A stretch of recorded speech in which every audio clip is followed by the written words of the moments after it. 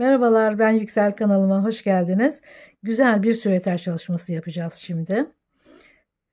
Boğazlı, dümdüz örülüyor. Hiç koltuk altı kesimi yok. Düz örgü ve haroşa örgüden oluşuyor. İstediğiniz uzunlukta örebilirsiniz. Kendi ölçünüze göre istediğiniz ipi kullanabilirsiniz. Ve boğazdaki kullandığım örgünün aynısı başlangıç lastiğinde de var. Kenarlar haroşa ve sabit değil. Yan taraflar dikilmiyor. İsterseniz ilik açabilirsiniz ön parçaya düğmeler için.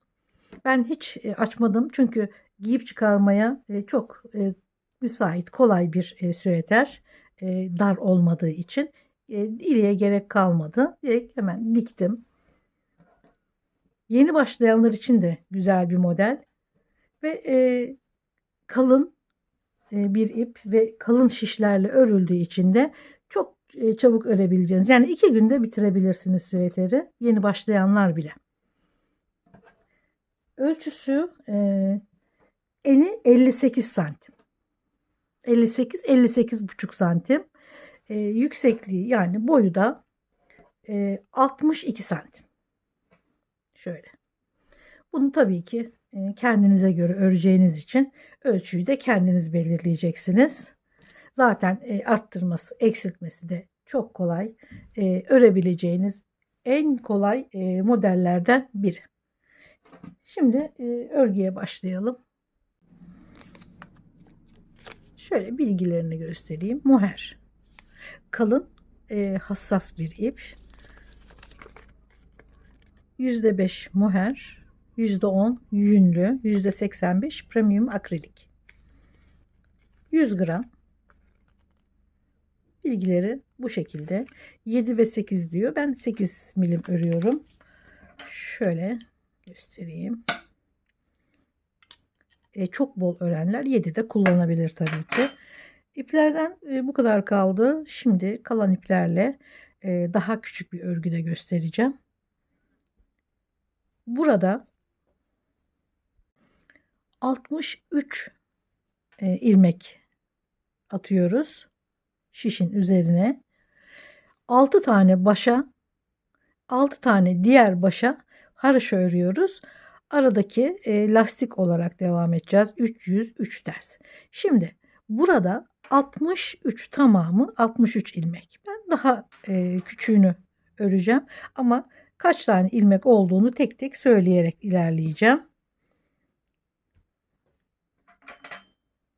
8 milim şişin üzerine şöyle 30 tane kadar ilmek yapalım. Ben bu şekilde öğrendim. Böyle çalışıyorum ilmeği. Siz de nasıl öğrendiyseniz o şekilde 30 tane ilmek atalım.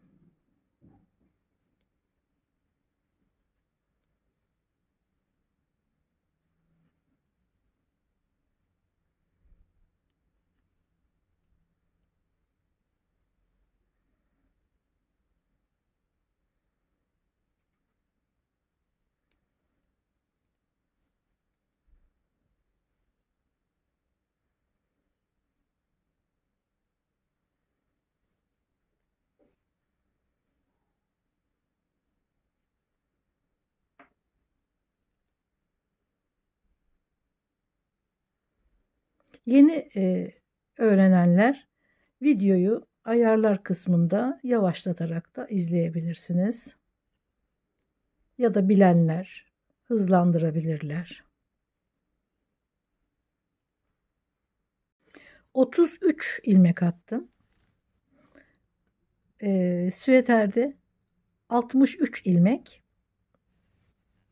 Burada ufak bir çalışmada 33 ilmek yeterli. Şimdi lastiğe başlayacağız ama önce tabii ki yanlardaki şu haroşalar. Her sırada haroşa örüyoruz. Ön tarafta haroşa, arka tarafta düz değil. Her sırada haroşa örüyoruz. Şuradaki 6 ilmeği.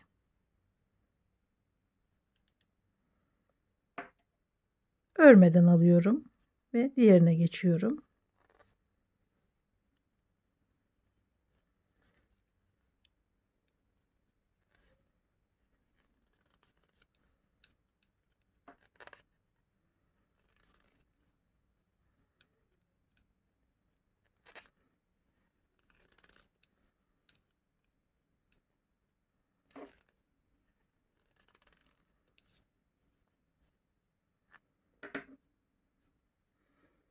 2, 4, 6 tane haroşa. Şimdi ipi arkaya alıyorum. 3 tane düz örgü. Tabi siz bunu bir düz bir ters de örebilirsiniz. İkili de yapabilirsiniz. Zevkinize kalmış. 3 düz ördükten sonra ipi öne alıyorum ve haroşa.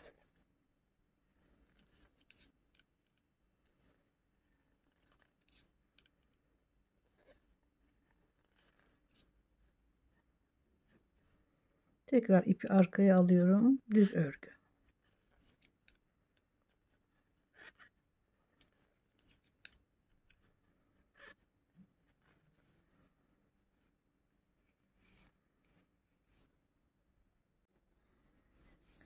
Altı ters örgüyle başlamıştım. 6 ters örgüyle bitirdim.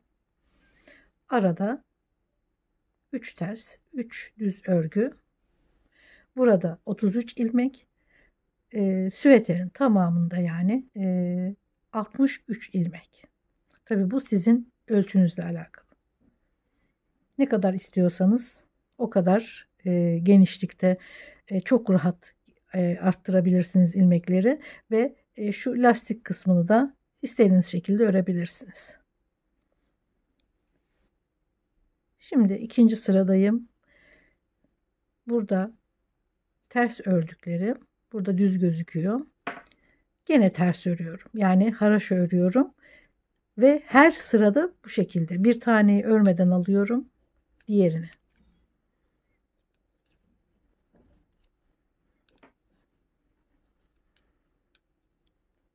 İki, 4, 5, 6. Her sırada o 6 ilmeği böyle bu şekilde örüyoruz. Burada ters gördüğümü ters, düz gördüğümü düz örüyorum. Düz örgü haroşaya geçmiştik. Burada tabii ki o düz örgü ters örgü olarak gözüküyor. Gene göründüğü gibi örüyoruz. Arka kısımda aynen devam etmesi gerekiyor. Şu şekilde. İpi arkaya alıyorum. Şimdi düz örgü.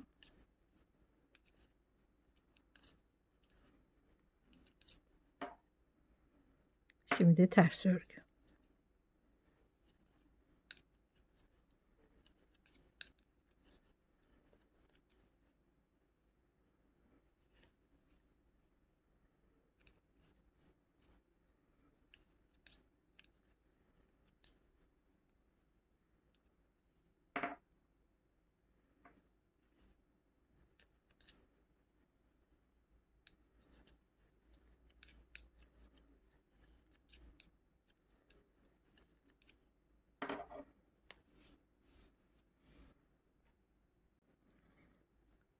Sıra sonunda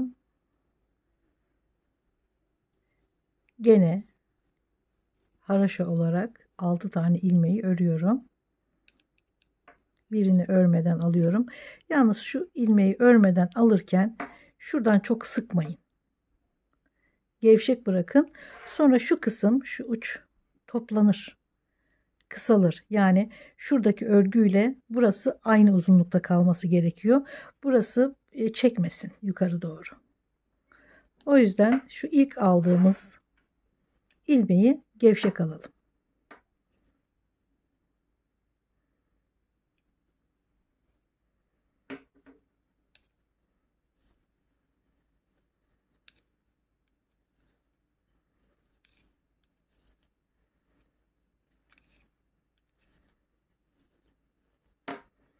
İki, 4, 5 ve 6. Şimdi düz.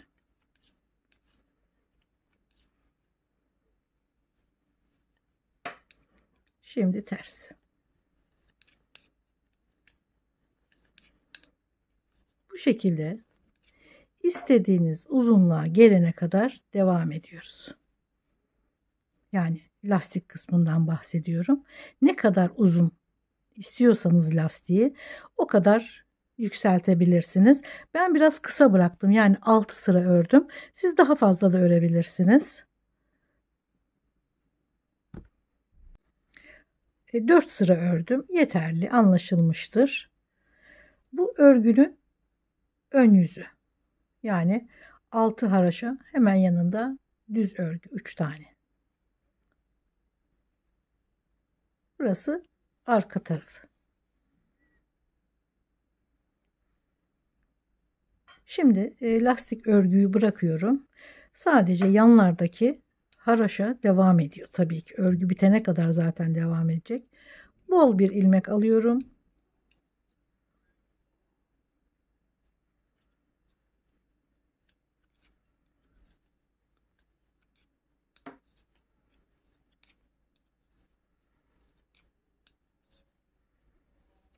Altı haraşa ördükten sonra düz örgüye geçiyorum ve tamamen düz örgü.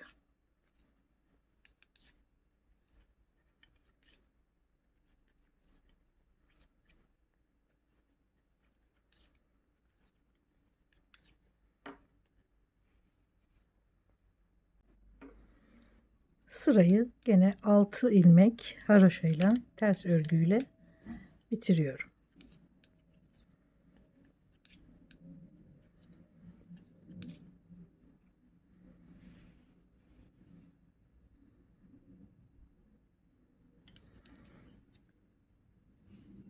Örgünün arka tarafı gene 6 ilmeği gene haroşa örüyoruz, ters örgü. Bu her sırada böyle büyük bir ilmek ki şurası kasmasın diye.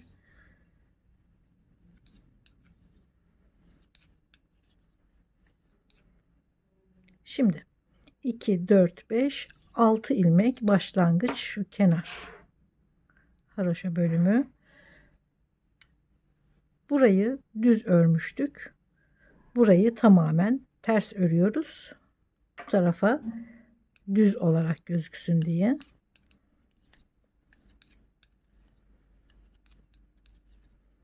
Yani örgünün arka tarafını tamamen ters örgü örüyoruz. Hem zaten bu 6 ilmeği ters örüyorduk haroşa. Ve şimdi aradakileri de yani örgünün arka yüzü tamamen ters örgü.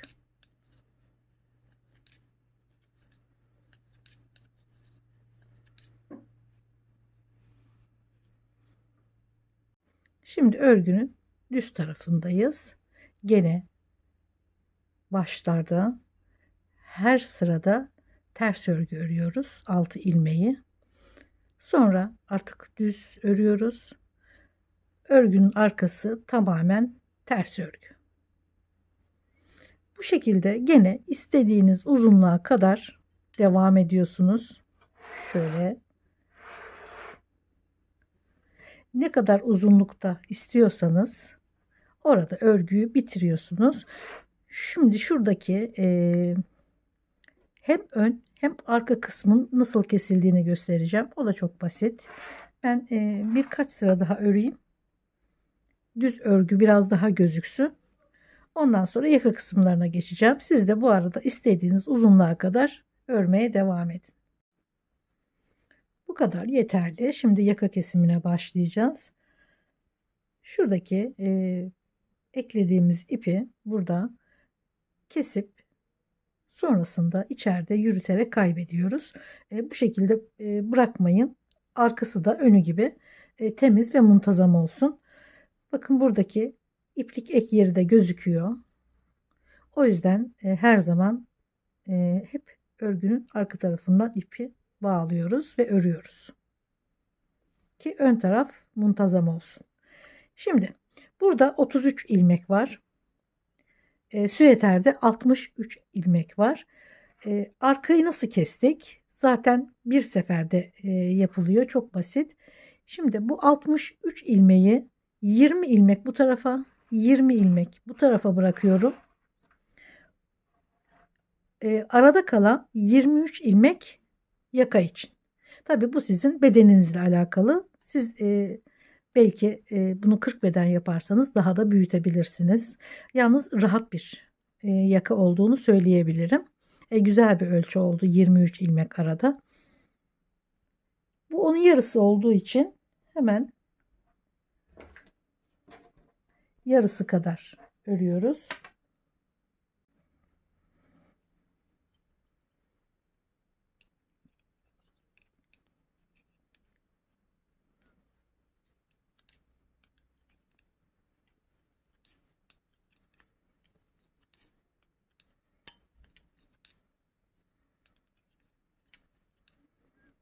İki, 4, 6 ters örgü.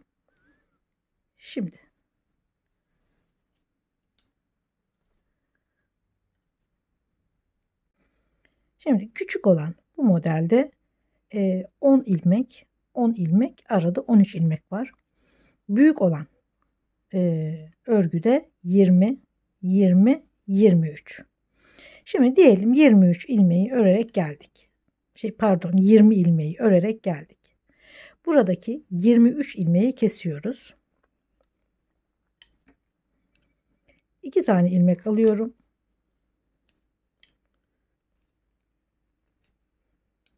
Geri alıyorum.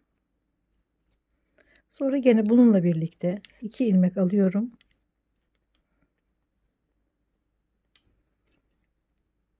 İlmeği geri alıyorum. Gene geri aldığım ilmekle birlikte 2 tane alıyorum. Gene geri alıyorum. Bu şekilde 23 ilmek kesiyorum. Bitişte yani bu tarafta 10 ilmek pardon 20 ilmek kalması gerekiyor. Bu küçük model olduğu için 10 ilmek kalıyor.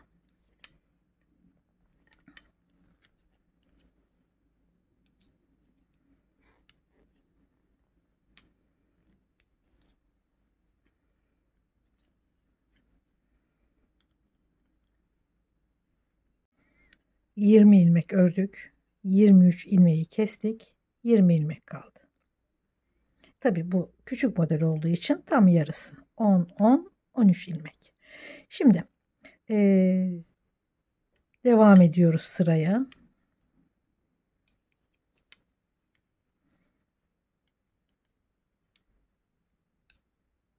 Aynen örgüye devam ediyorum.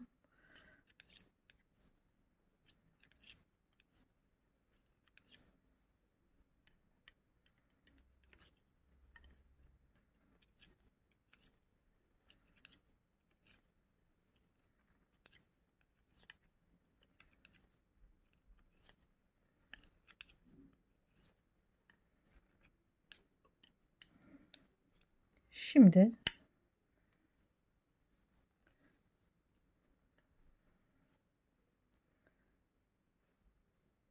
bu sırayı ördük. Burada kestik. Burada ördük. Haliyle burada ufak bir oyuntu oluştu. Küçük bir oyuntu yetiyor zaten ense için. Düz de yapabilirsiniz. Hiç böyle uğraşmadan dümdüz de kesebilirsiniz ama ben genelde bazı örgülerde böyle bir oyuntu yapıyorum. Şimdi artık kesiyorum. Gene yakayı, enseyi kestiğim gibi kese kese geliyorum.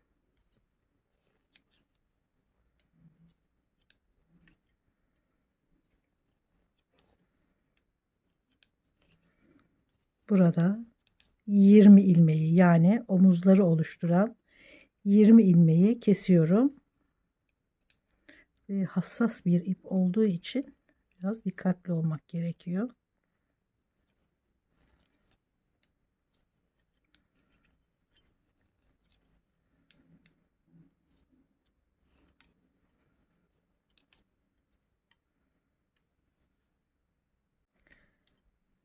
Omuzu kestim. Şimdi burada ipi biraz mesafeli bırakacağım omuzu dikmek için. 20 ilmek omuzda bıraktık. 23 ilmek burada kestik. Burada da gene 20 ilmek var. Ufak bir oyuntuyu oluşturduk. Ense ortaya çıktı. Ne yapıyoruz şimdi? Aynı örgüyü burada da yapıyoruz. Buradan örerek geldik. Kestik. Örerek devam ettik. Eşit ilerliyor sıra. Dönerken kestik. Şimdi ne yapıyoruz? Hemen ipi şuraya bağlıyorum ve keserek devam ediyorum. Hiç örmüyorum. İpi bağlayıp aynı burada yaptığım gibi kese kese gidiyorum. Gene bir mesafeli ip bırakın dikmek için. Ense bu kadar. Şimdi ön kısımda biraz daha kesme yapıyoruz. Daha bir mesafe kazandırıyoruz boyun için. 29 ilmek örüyorum. Şurada 5 tane ilmek keseceğiz. Yani 29 tane ilmek burada. 29 tane bu tarafta var. İlk etapta keseceğimiz 5 ilmek tam ortada. 29 ilmekten sonra 5 ilmek kesiyorum. Gene 2 tane ilmek alıyorum.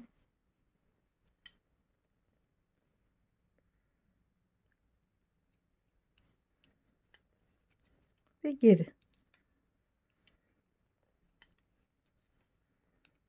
Geri.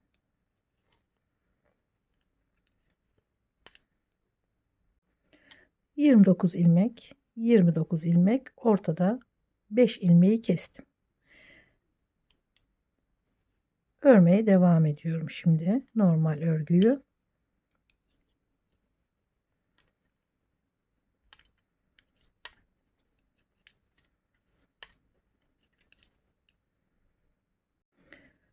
Sonra döndüm, bir sıra daha ördüm.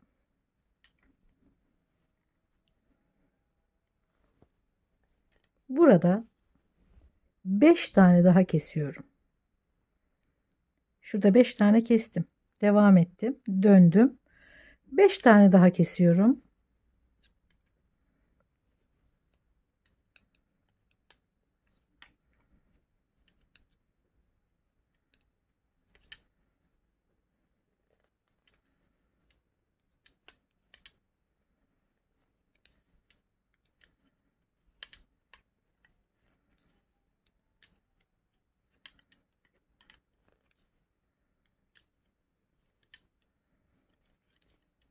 Şimdi 5 tane ortada kestik.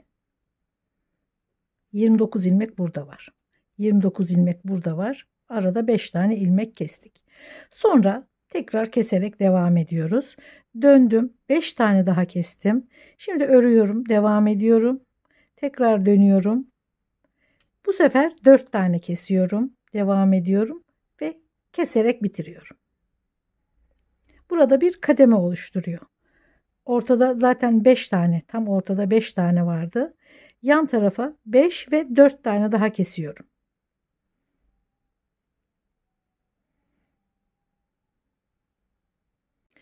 Buradaki ilmek sayısıyla buradaki tabii birbirini tutmuyor. Bütün kesmeleri de gösteremiyorum o yüzden. Ve bunun çünkü tam yarısı kadar. Şimdi ne yaptık? Baştan anlatayım. 29 ilmek ördük. Bunun 20 tanesi omuz, 9 tanesi de şu keseceğimiz 5 tane ilmeğe gelene kadar ki bölüm. 29 ilmeği ördüm. 5 tane kestim. Tam şu ortadaki. Sonra örerek devam ettim. Tekrar örerek döndüm. 5 tane daha kestim. Şurası. Bu tarafı kesiyoruz şimdi. Ortaya kestik. Bir 5 tane daha şurası. Sonra örerek devam ediyoruz. Tekrar örerek geliyoruz. 4 tane kesiyoruz. 4 tane. Gene örerek devam ediyoruz ve sonrasında keserek bitiriyoruz. Buradaki işlemin aynısını buraya da yapıyoruz. İlk başta böyle gelmiştik. Kesmiştik şuraya kadar. Şimdi buradan geri dönmemiz gerekiyor. Sıra takip etmemiz gerekiyor. İpi buraya bağlıyoruz. Buradan 5 tane kesiyoruz. Devam ediyoruz. Dönüyoruz. 4 tane kesiyoruz. Devam ediyoruz ve tamamını kesiyoruz. Böyle ufak bir kademe yapıyoruz burada. Ortada 5, yanlarda 5, yanlarda 4, toplam 23 tane ilmeği bu şekilde kademeli kademeli kesiyoruz. Sonrasında omuzu dikiyoruz. Şöyle bakın, temiz bir dikiş. Zaten bunu her zaman yapıyoruz. İlmeklerin hep dış kanatlarından ala ala dikiyoruz. Bir tane omuzu dikmedim. Bunu bitirdikten sonra diktim. Şöyle göstereyim. Yuvarlak şiş vardı elimde. Fakat şu misina biraz uzun geldi ve örmeyi zorlaştırdı. Normalde ben her iki omuzu da diktim. Sonra bunu misinalıyla örerim diye düşünmüştüm ama biraz zor oldu. Çünkü misina uzun geldi.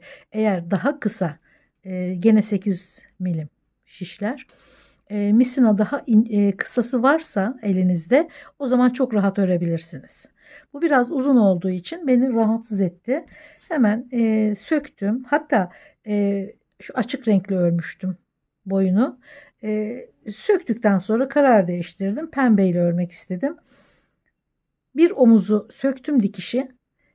Bir omuz açıkken yine bu şişlerle her ilmekten bir tane aldım. Ama şu kademe oluşturan yerlere gene battım fazladan.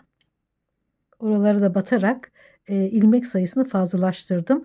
Eğer tam 23 buradan 23 arkadan 46 ilmek üzerinden örerseniz o zaman şu kademelerin bir özelliği kalmıyor. Buraları belirgin hale getirmek için şu oyuntuyu mutlaka şu aralara da birer birer fazla batmak gerekiyor ki şöyle 46-54 tane kadar bir ilmek sayısına ulaştım boyunu örerken. 54 olur, 56 olur, 60 olur, tamamen sizin zevkinize kalmış. Daha büyük, daha bol dursun isterseniz 60 ilmeğe kadar arttırabilirsiniz. Sonrasında şuradan diktim. Belli bile değil hiç dikişi. Eğer misina ile örerseniz hiç dikiş izi de kalmaz zaten. Sonrasında tekrar omuzu diktim ve örgü bu şekilde bitti. Umarım modeli beğenmişsinizdir. Görüldüğü gibi gerçekten çok çok kolay örebileceğiniz bir model. Birazdan mankenin üzerinde görsellerini hazırlayacağım. Hemen videonun bitiminde görebilirsiniz. Umarım beğenmişsinizdir. Destek amaçlı olarak videolarımı beğenmeyi ve bundan sonrakileri de izlemek için abone olmayı lütfen unutmayın. Görüşmek üzere. Sağlıkla kalın.